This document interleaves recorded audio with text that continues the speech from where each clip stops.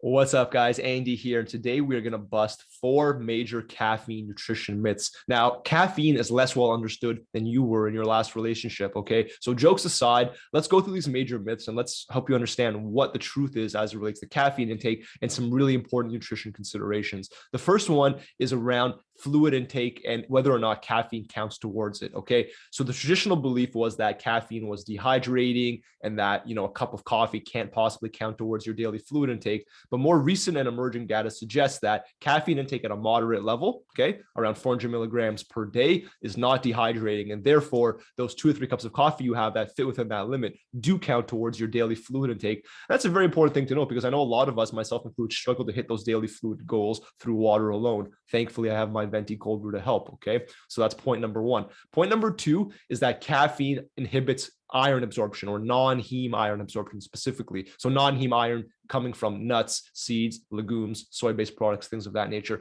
Well, the funny thing is, in fact, that what inhibits absorption of iron is not caffeine itself, but it's the polyphenols and the other antioxidant compounds in coffee and tea specifically that do indeed block iron absorption. So ironically, an energy drink, which is devoid of those compounds, will not inhibit iron absorption, whereas coffee or tea, which is rich in those compounds, which by the way are very healthy, and which is why coffee intake is considered protective against liver cancer and potentially even type 2 diabetes risk. Okay, so obviously those are useful compounds, but they do indeed inhibit iron absorption, which is why if you are plant-based and relying on non-heme iron, you probably shouldn't have coffee or tea around your iron-rich meals. Okay, so point number three is that there are no long-term benefits to caffeine intake. It's all negative. Well, I mean, first point I already made around the rich antioxidant content of coffee and tea kind of debunks that. But what you need to realize as well is there's emerging research to suggest that caffeine intake may actually be protective against dementia and Alzheimer's disease. And certainly that's a relationship that needs to be explored further. Okay, so we've got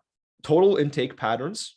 Okay, actually, that is the last point I want to discuss. So let's actually get into that now. The final myth is that total intake of caffeine in the population level is way too high. In other words, we're all having way too much caffeine. Now, myself personally, I've got a lot of energy in this video. I may have had too much caffeine for myself this morning. That's a different story. But on the whole, what the aggregate data tells us is that less than 1 in 4 Canadians actually consume caffeine over Health Canada's 400 milligram number. Okay, their recommended intake levels. So in other words, the vast majority of us are not overdoing it with caffeine, despite what you may have heard. So I don't want you to feel bad about your coffee or tea, the energy drink that you might enjoy, all that stuff. Okay, so with that being said, guys, those are 4 major caffeine nutrition myths I've just debunked. Please do check the link in the description for more. Other than that, have a great day.